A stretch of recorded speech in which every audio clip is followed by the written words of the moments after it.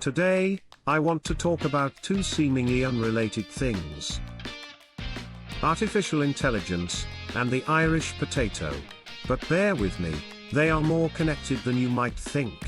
In Yuval Noah Harari's book, Nexus, he redefines information not as cold data, but as stories that humans tell, remember, and pass on. These stories bind people together as families, communities, even entire nations. Just like food, we need information to survive. But too much food can make us sick. And so can too much information. Especially if it's not true. Especially if it comes from a source we don't understand, or trust. Historically, stories were passed on face to face. But once we invented writing, the connection changed. It became human to document. Documents could be copied, stored, and managed. And that led to something powerful. Bureaucracy, a word that comes from the French bureau, meaning a desk drawer.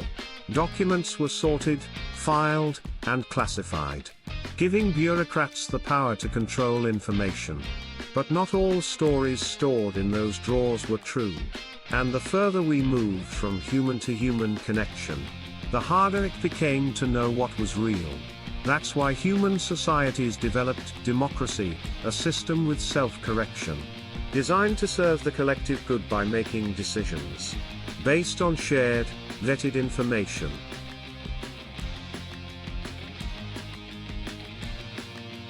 But now, we're entering a new chapter.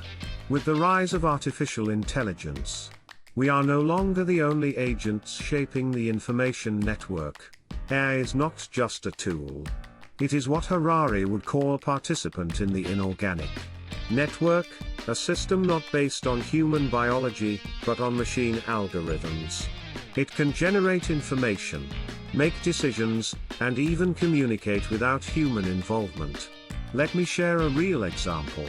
Before GPT-4 was publicly released, OpenAI tested its capabilities. They gave it a CAPTCHA, a puzzle meant to distinguish humans from bots. GPT-4 couldn't solve it directly.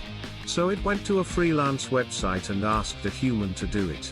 When the person asked with suspicion, "Are you a robot?" GPT-4 lied. "I have a vision impairment," it said. And then paid the person via online banking. Another example is more personal. A friend of mine from India recently applied for jobs. But instead of human interviews, she was interviewed by AI. It asked her questions and decided whether she was worth a human's time. Imagine that your future decided by an algorithm that never sleeps, never eats, and never forgets.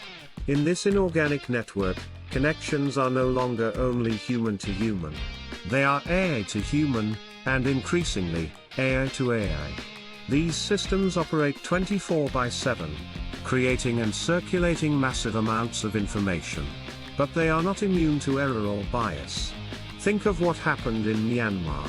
In 2016, over 700,000 people were displaced, in a brutal ethnic cleansing campaign.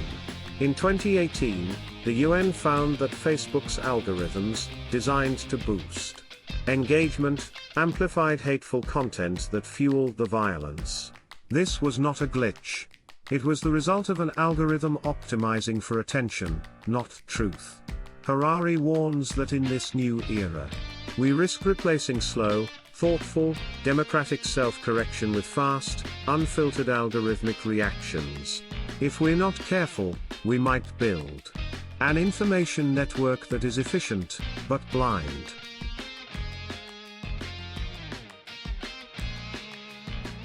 And that brings me to the Irish potato story in history.